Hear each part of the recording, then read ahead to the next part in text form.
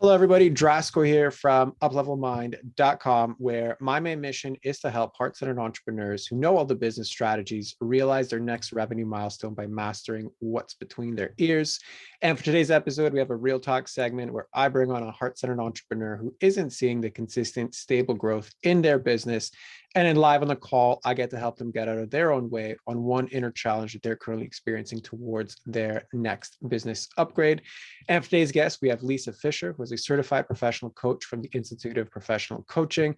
She also holds degrees as an Energy Leadership Index Master Practitioners and a Core Dynamics Wellbeing Specialist. She mainly serves new and aspiring entrepreneurs in building a resilient and holistic mindset needed for business. So very much in tune with what we work on here at Up Level Mind. So Lisa, thank you very much for being on. How are you doing today? Hey, Drasco. Thank you so much for having me. And I'm doing just fine. I hope you're too. I am. Thank you very much for asking. And as I always said, I appreciate when people come on, especially when there is a time zone difference, because given that you are in Germany and I'm in Toronto, it's like evening for you. So I'm like, you know what, out of all of the things you could have been doing with your evening, the fact you chose to do this one, I appreciate quite a bit. So I'd love for you to dive into a little bit more about how you got to doing what you're doing, like what inspired you to be a coach and kind of what brings you here today. It's a good question. So I've only figured out that I was meant to be a coach about 2 years ago. Oh, well, 3 years ago now. But I've always been coaching on the side. It started when I was like 10 or 11 when I got into sports coaching. So I used to be a trainer or sports coach for 9, 10 years. And then I literally just continued in the educational sector at university, at schools. So lots of tutoring as well. And that always was some part of my life. And people always came to me to ask things and felt super empowered afterwards. And they were like, you've given me the best advice. I'm like, I didn't. I was just asking questions. And then, because by trade, I'm an engineer. But it somehow clicked in the last couple of years, as I said, that okay, this is not. I'm not meant to sit in front of Excel for 8 hours a day. And then I found IPEC, the coaching school, and got my degree and been building my business since. And Awesome. yeah, you reached out to me, and I found the idea was very cool. So now I'm here. Very cool. Well, I love that. And especially, like engineering and coaching that they're seemingly, and I mean, you can definitely comment on this, but like they're seemingly on like opposite ends of the spectrum. But I feel like there is a perspective of breaking down a problem, being like very systematic about like which way do you look at, what's the limiting factor, like things like that could actually apply very nicely when you are coaching somebody. So I'd love for you to just comment or elaborate on that. It's very true. I mean, engineers are problem solvers by trade. They're just directed more towards things and like physical solutions. And so I work a lot with sewer systems. so those kind of problems, very infrastructure, not a lot of people. So yeah, coaches are just the same, but we figure out the psychology of people, how they think, how they feel, how they act, if that's congruent, if there's anything that can improve there. So yeah, I do think that it's related. Yeah, 100%. And I mean, it's always the boring stuff, right? Like you don't normally think about sewer systems, but they're key to, a functioning society. And then just like Mm. even in code, like it's oftentimes the boring stuff that overlooks, not the sexy, flashy stuff that actually moves the needle forward. So yeah, actually 100% agree with you on that. So what I'd like for you to tell me more about is, so what is your current business right now? I know you have the certification. I know you have the background in it, the kind of side hustle experience with it, but what is your actual business right now? And what are the challenges you seem to be running into? Mm. So the challenge is still somewhat getting a consistent stream of just clients coming in. It was way better 2 years ago. And then last year I was stressing myself a lot with building up a website and a funnel and figuring out my marketing. And I did all of that. and neglected to get on actual sales calls. And now I've built up this monster. I wouldn't say, yeah, I guess it's a fear, but it's more like I have a lot of conversations. I get to know a lot of people also because I'm in Berlin, and it's literally the city of startups. So my target clients are everywhere. And I somehow don't make any offers. I refer them more to other people, etc. So I'm not sure. Like I've fallen into a trap of like feeling like an imposter, because obviously there's also a lot of coaches popping up these days. So everybody, even when I mention I'm a coach, everybody's like, "Oh yeah, my friend is also a coach, and he's a coach." And I'm like, "Okay, thanks, cool." So yeah, I guess I started doubting myself a bit, and then just not offering my skills. Got it. So a lot of it, like the opportunity is all around you, but you're like drowning in the noise, and then it's not really yielding any profit or like benefit from that opportunity. Is that sort of accurate? Exactly. So I get a few clients here and there, but I would love to build up a group program, for example, because I know that these synergies formed in a group are so powerful. And especially new entrepreneurs, especially when they're working from home, can feel kind of lonely. So it would be really beneficial for them to have a group. But yeah, I don't get the numbers in at the moment. Right. So you don't have the volume to justify a group program, so you're continuing to work on a one-to-one basis. Exactly. Okay, got it. So that isn't necessarily, I mean, the volume part, yes, you could say it's definitely a business problem, right? The group itself, maybe not so much, but it seems like the most consistent bit is, like you mentioned, leads, right? Like I don't necessarily have enough clients or enough leads. But then you also mentioned like, okay, well, I do have opportunity everywhere. I have conversations all the time. So is it really a leads problem, or is it more of a, I don't make the offer, or I do make the offer, but I don't close the sale? Like, just to be a little bit more specific with regards to like where the problem actually lies. I think it might actually be two problems, that the leads are just people approaching me that I don't necessarily want to work with. And then the people I do want to work with, I don't make the offer quite as clear, or the benefits, etc. Okay, so there's one kind of like messaging issue, because people are coming to me, but they're just always the wrong people. So what I'm setting out and putting out there is attracting the wrong individuals. So what about it makes them wrong? Well, they're not interested in me for the coaching, if I can phrase it diplomatically. I'm not sure how how is it called? Not safe for work. Your podcast Not is. suitable for work. I mean, you're welcome to swear, do whatever you like. Okay, yeah, I get a Wherever lot you of want to horny go, I'm guys. okay to. Yeah, okay, that's fair. And a lot of comments on my physical appearance. I'm like, I am online to sell my business services, not any form of like something else. Got it. So So it's yeah, pretty much not any incoming anything related to coaching, right? Like this is unfortunately just a matter of being online as a female. So okay, got it. So yeah, it's not even to say the wrong people, right? Because to me, wrong people would have been, people are messaging me for relationship coaching, but that's not what I do, right? That's like the wrong yeah, people are coming to me. This is just like noise. yeah, Okay, exactly. So I'm got it. not sure when that turned, because I've had better qualified leads before, like yeah, a year ago, and then it just somehow switched. Okay. And so you're not sure what the change was? Not exactly. I mean, obviously, I dance a lot. So I've always danced. And I know that my social media feeds can be a bit confusing, because there's also a lot of dance related content. And that might actually attract just, I mean, what I'm attracting now.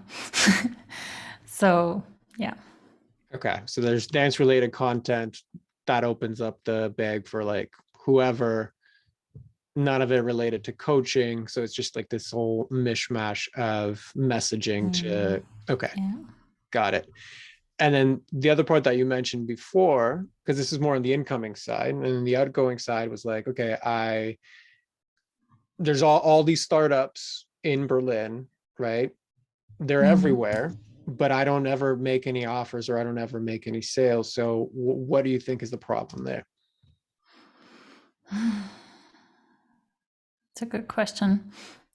Mm, every time I start talking about coaching, it feels like everybody's like had a coach, or they're like, nah, I'm good. I know what I'm gonna do. I don't have a problem, type of thing. I don't need a coach, type of thing. I'm like, everybody needs a coach. Yep. um, so yeah, that's the situation mainly. Or I even have a couple of calls and then they get tons of valuable insights and then they're like, oh no, I'm good, thanks. Yeah, I'm very self-accountable. I can like translate that easily. I don't really need a group program or anything. So they drop off after a few sessions. Like you Mm. do some stuff, they get insight, and they're like, okay, I'm done. Yeah. Okay, got it. Um, and with regards to the whole sentiment of I don't need a coach, so that's their response, and that's fair. They're welcome to have whatever response they have. What about on your end, right? Because you've identified a lot of opportunity, but it's just that there's not a lot of utilization of that opportunity. So if you could flip it around, what do you think might be the business issue on your end? That I'm not really evaluating the opportunities and just actually going for them. Okay. Like it feels a bit haphazardly So what do you done. mean, like more specifically when you say haphazard? Mm, like I don't make an action plan for myself, like how I would like to approach it. So on how you would like to approach the opportunities in front of you, like am I systematic Mm, about reaching out? Am I, am I engineering my path to the result that mm, I want, right? yeah. It feels a bit vague because I'm like, I know that there's a lot of opportunity and I know a decent amount of just founders of startups, and also people who are very well unhappy in their careers and have always been dreaming of self-employment. And I could target them way better in my posts, for example, like in my marketing, for example. Or I could talk about it way more often. Just get used to talking about coaching as as a service that I sell. Got it. Okay. So it seems like right now there's this element of like I have very low volume of clients, right? I want to move eventually into a group program, but that's limited by the fact that I don't have the volume to justify that. The incoming conversations I do have actually have nothing to do with what I do. I'm aware that my messaging is a bit off because it's around like dance and all of that. And then when I do have conversations with individuals, they tend to drop off quite a bit. So it's like they don't see the long-term value of it.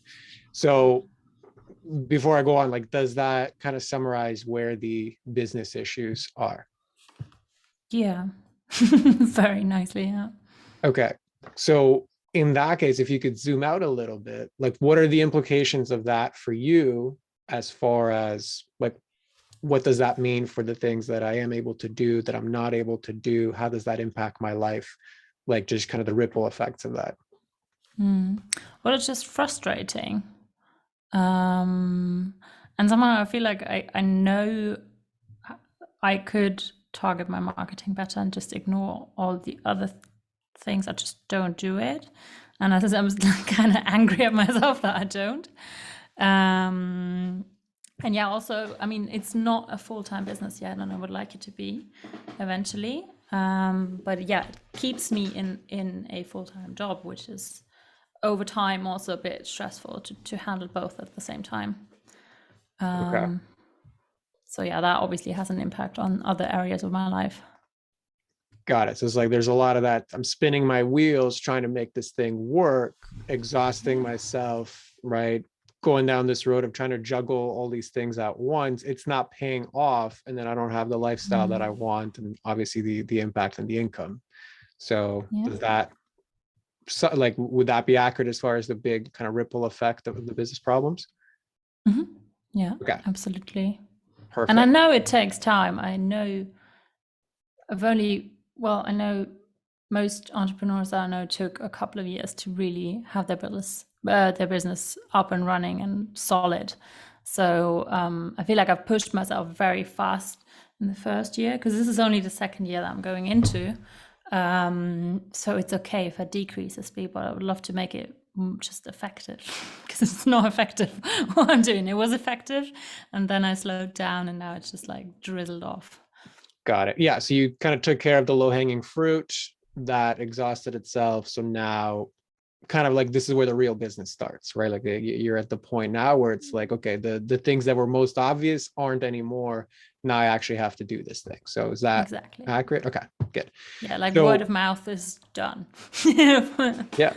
And Like listen, that's a good problem to have, right? Like at the end of the day, you could have been here from start. So the fact that you had some early wins is okay. It's just, the irony of that is you don't really learn a lot from the early wins, right? It just kind of like you think you have the golden touch, but rarely is that actually the case. And we've all been there. So Well, I I get do. I just need to touch some more people, and it. then I'm Right, right. going. It just needs to be more golden more frequently, and then we're good. Yeah.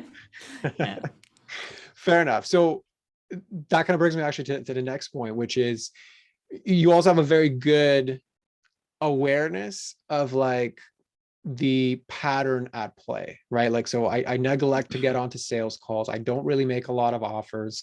I don't have a legit action plan. My messaging is off, and I see where it can be off. So it's not like you lack clarity on what strategically I have to do.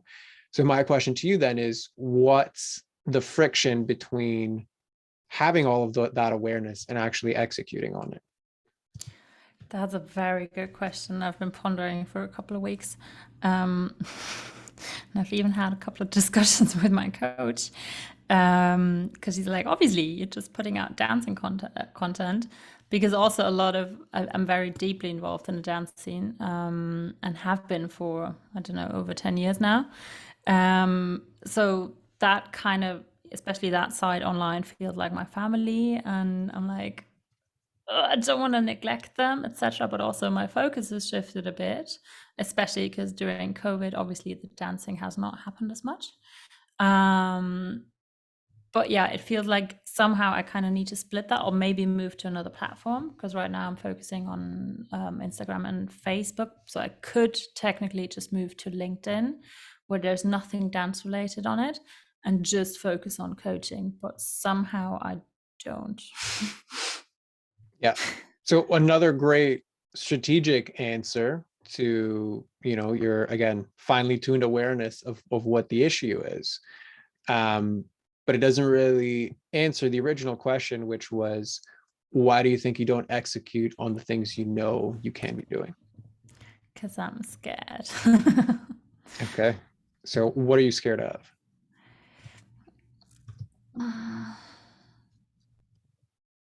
I don't know, failing, succeeding. It seems like everything.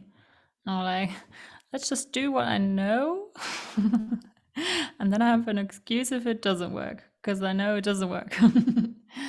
um, yeah, I don't know. There's also a bit of like just a burnout feeling of like I've tried so much in the last year and a half.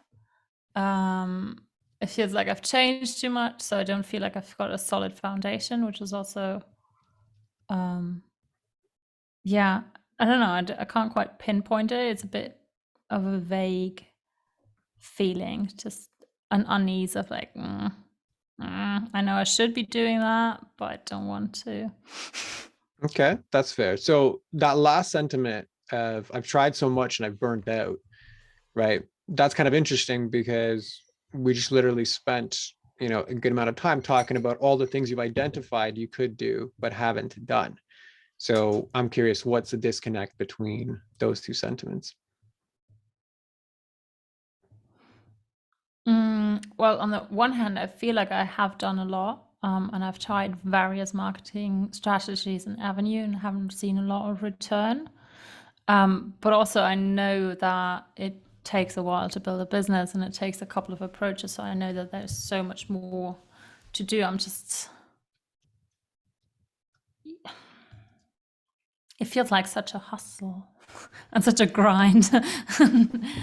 And maybe I'm just tired, and I don't want to build a business from just pushing myself and forcing myself to try something new and something new and something new. So I guess that's the biggest block at the moment. So I don't want to hustle hard, try a bunch of different things that are ultimately going to end up failing because I've kind of tried a lot of different things already and they've failed. Yeah.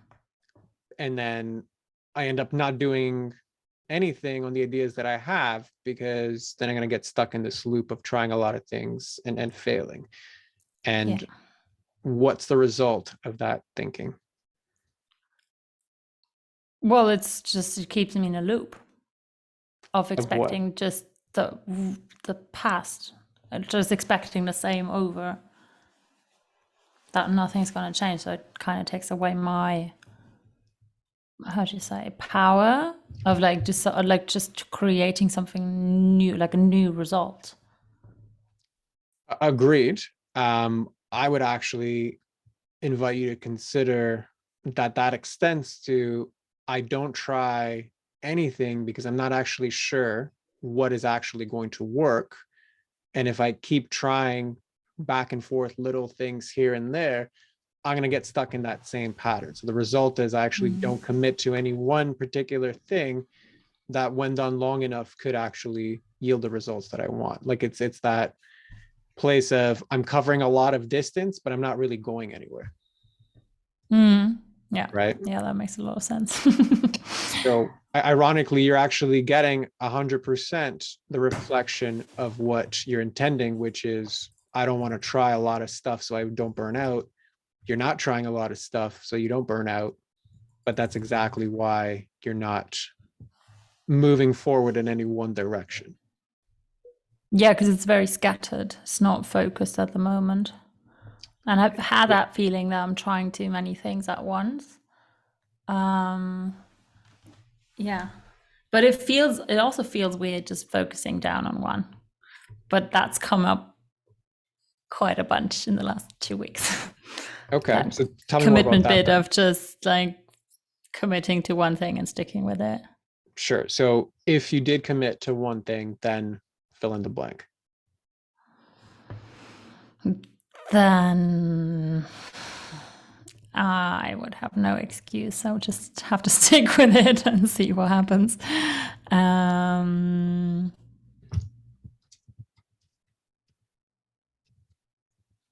Yeah. I'm drawing a So blank. what would you have no excuse for? For not doing it, because it would just be one thing. So if I made a choice and did one thing, then I would have to do it. But as long as I have 10 options in front of me, I don't actually have to do any of them because I don't want to burn out. Yeah. Okay. So Yeah. what's the fear of choosing one thing and sticking with it?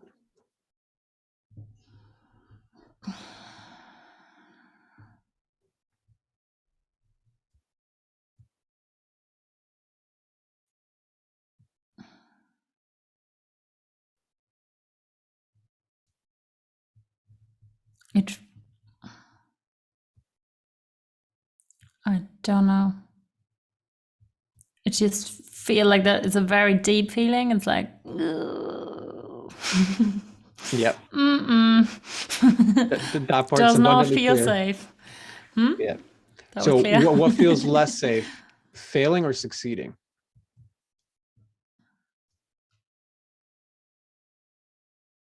At this point, actually succeeding. Why? Because in my eyes, I failed in the last year, actually. From the goals I've set initially, I haven't achieved them. I was fine. Like I'm fine now. I've accepted that. For once in my life, I did not achieve a goal. And succeeding, which just mean that I know the goals I've managed were quite easy in the past. Like I've overachieved at school, at uni, my first job, etc. but never something of my own accord. Never something that I set myself. It was always pre-given. Yeah, plus I don't really know female entrepreneurs who are successful. So there comes a lot of social stigma, etc., with it. Okay. So, 1 second. So would it be safe to say that you succeeding at doing this would actually mean taking 100% full ownership, self-trust, and responsibility for your own future? Yeah. So what resonates to you about that? Well, it sounds very nice. Technically, I know that that's what the next step is. How does it feel?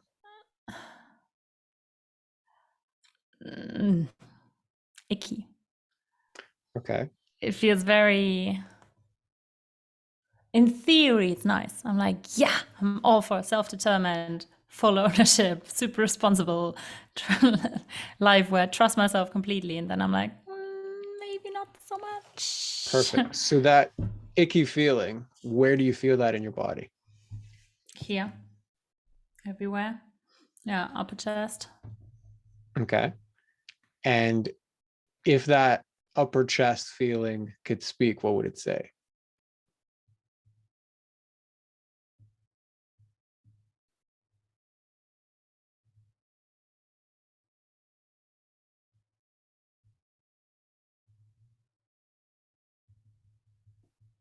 I mean, it's actually quite hopeful, but more in a sense of like, could this actually work if we gave it a try? Yeah, but cautious. So it's a mix. It's more like, you sure? Are you sure you've never seen someone do that? What you're trying to do? That will be a new one. Sure, you would in some ways lead the pack. You would be going into uncharted territory.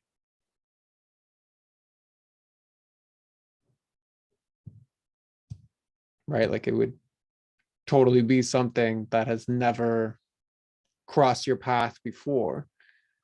And as a result, it's not anything that your system has familiarity with. So before I continue, like, does any of that resonate for you? You got cut off for a second, but I think I got what you said. Okay, that's fair. So just whatever you heard, feel free to reflect back and we'll take it from there.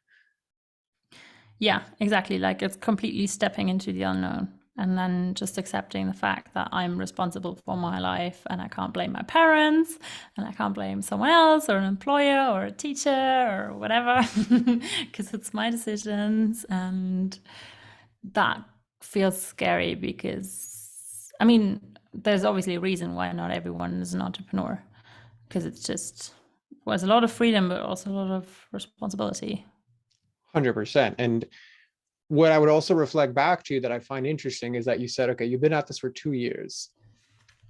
Close. Your first year Yeah. was like, it was like the golden touch year. And then you're like, well, something changed about a year in. Then things started to drop off. Nobody referred anymore. There was no like networking. People weren't coming to me.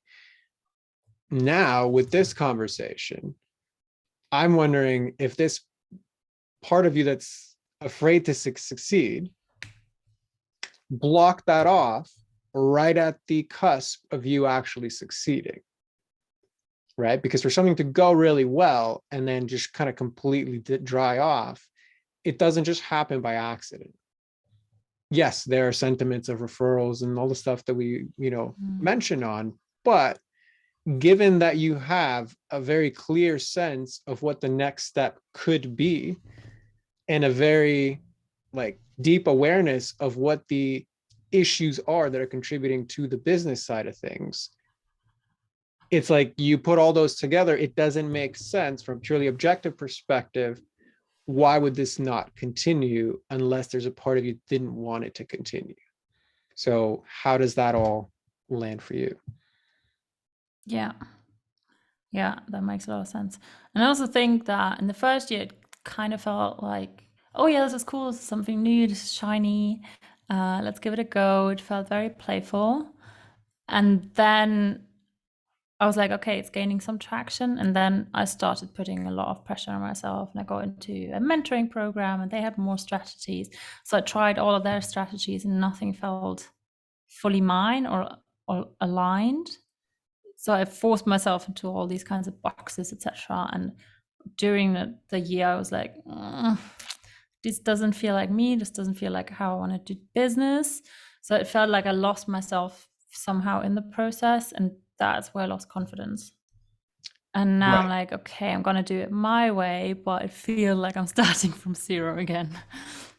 Right. And what I would reflect back to that is, as somebody who excels easily, like your words, right? Like school and whatever, whatever, right? Somebody who excels in defined structures, which is very typical of people good in school and engineers, accountants, etc. When you have the permission of the established structure, so all I got to do is I got to follow the steps and go through the path, and as long as I do a good job, the path will lead me to the outcome that I want, right? The onus is on you to execute on somebody else's established standards on what's good, bad, acceptable, not acceptable, et cetera, et cetera, et cetera. So this is great if you want to stay in those certain structures. As soon as you leave those, now there exists no permission for somebody to tell you who and what you need to do. All of the self-trust is now not about the execution of somebody else's standards, but the setting and then the execution of your standards and the modifying them when necessary. When the confines of that was playful and it's a side thing and it's this like little hobby that I'm going to try, there was no stakes in it. So it was actually going well because you were actually executing on your full self. But as soon as you made, like, as soon as it began to grow to a point where, like, okay, this is getting real, what did you do? You went out and you searched for somebody else to give you structure and permission of how this should be done. One that was completely misaligned, but I think that's just part of the self-sabotaging pattern of, like, if this starts to succeed, it's all on me. I'm going to have to be responsible for everything. How am I going to pay my bills? If it doesn't succeed, I'm going to have to face the fact that, as a female entrepreneur who doesn't have a structure to follow, and if I fail, what's that going to look like? I left the structure that was good, so all of those narratives start to play in it. But really at the core of this is the self-trust to create the future that you want. And as soon as that got real, pull the brakes, go in a different direction. Hell, I'll even go and learn like somebody else's structure just so I don't have to create my own. That's kind of what it seems like from the outside looking in. So how does all of that land for you? 100%. Yeah, that was very well summarized. Yeah, exactly. Yeah, it brings up so much old conditioning along the way as well that I didn't even think I adopted, because I already grew up with very liberal parents. So it's astonishing what it brings up. Yeah. Yeah. And that's kind of the pattern as always, right? It's the execution of the business things that are going to trigger things that were either dormant or were blind spots, right? And if you're not addressing the things that are triggered, it's either very hard to execute on the business things, which you're finding, or when you do execute on them, like you did with the other programs and like where you ended up going to, it becomes very distorted, right? Like it's never a pure execution of really trusting yourself to build the business and ultimately life that you want. So how does all of that land for you? Yeah. Yeah. Yeah. Resonate. It's quite a lot. especially with the structure. Because, um, yeah, I'd say I'm a structured person, but given, like, if someone else gives me at least a basic structure, and then I can plan my stuff around it. But if I have no structure, I'd be, well, struggling, I'd Correct. say. So that's going to be a big one for you going forward, right? It's how do I give myself permission to create my structure? How do I then work and execute within that structure? And then have the courage to iterate and change it so that it still moves me closer to the result that I want. Yeah. Right. So that's kind of like the general overview. And then there's a lot of details within that of then how do I manage my thoughts around that? How do I manage my emotions around that? Right. How do I actually manage the execution and have a backing with regards to like something that's rooted in reality and the result, and like how can I iterate to get closer to what I want? So I know there's a lot of nuance there, but just kind of like, does that make sense for you as far as like big picture? Yeah, definitely. But I think it all actually hinges on the self-trust, because I know I can build a structure. I've read so many books on structure and habits. That's not a thing. Like, that's not a problem. It's more the trusting myself to actually, well, do it, and then to have some sort of positive expectation that it will eventually work out. Perfect. So what challenges do you foresee in building that self-trust? Mm.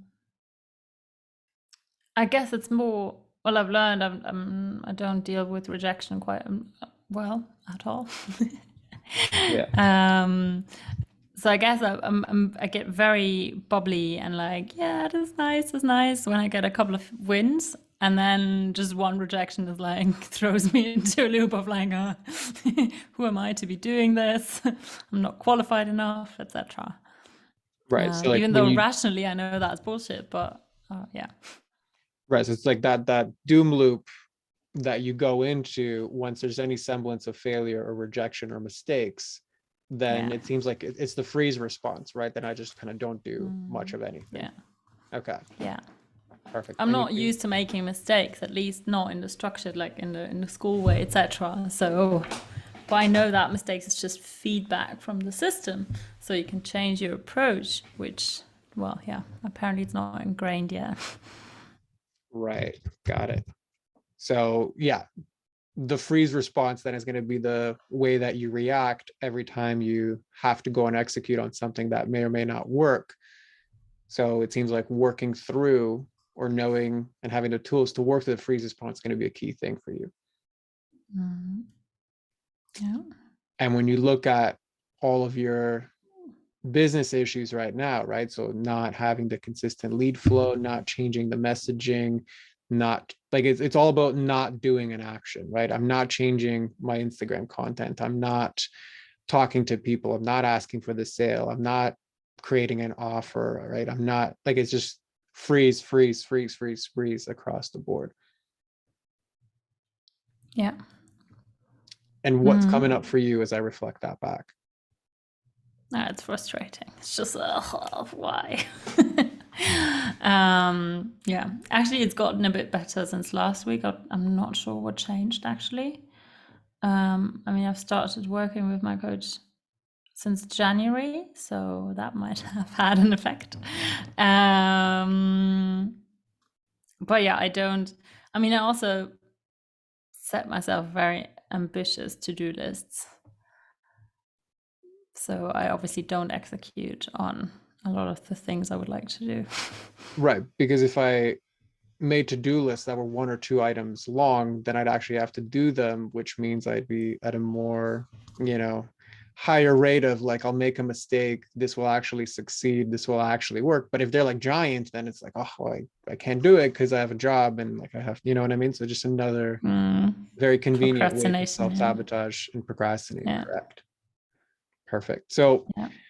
I know we kind of opened up a lot of boxes on things on like what to look at. Obviously, we can't solve them all in a container like this, but I'm just curious from your end, does this feel complete or is there still something left outstanding?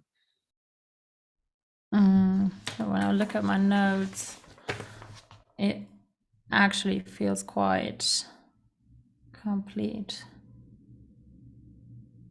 Yeah. Perfect.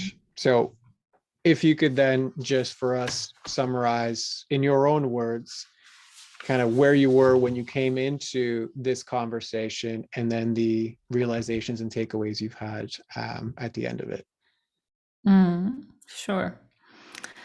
So I came in thinking I've only had one problem, and now I think I have 5. Now, I kind of had a feeling it was all coming down to self-trust and structure. It wasn't as clear. I thought I was just mixing up my messaging, but I didn't think it would be that I overcommit myself and undercommit myself. Like I do too many things halfway, because I'm afraid of just failing and succeeding. So I just rather keep myself in a weird loop of procrastinating and then sometimes doing things, but very haphazardly. And yeah, because apparently it's a different ball game in terms of just defining my own structure and being self-accountable enough to just follow through. And yeah, trusting myself to actually do that, even though I haven't really seen anyone do it. Not anyone my age, my background, etc. I mean, obviously, I've seen people do it. Yeah, I think those were the big ahas.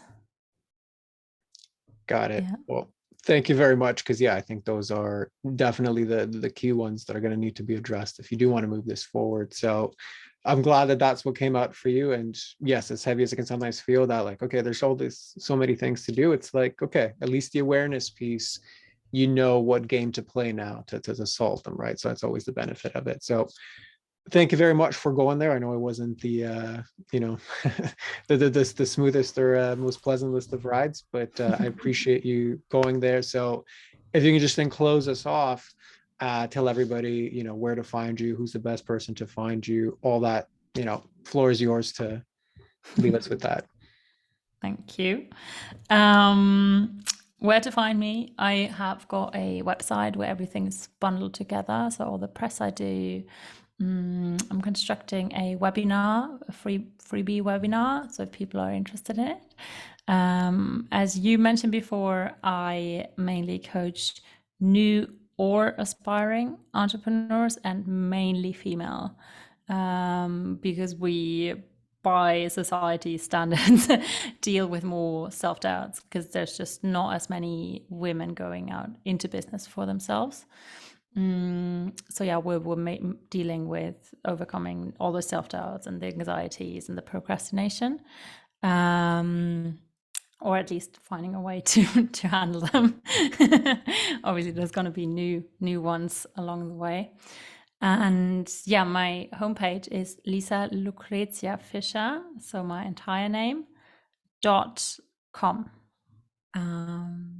Yeah, and you can just check it out. There's a bunch of articles there, like my blog is linked to it. And if you're willing to go further, book in a call. There's a link as well. And I'm happy to give you a coaching session and see where it goes from there. Beautiful. Well, we'll put all of that in the show notes. But Lisa, thank you very much for doing this. And for everybody else listening, we'll see you on the next one.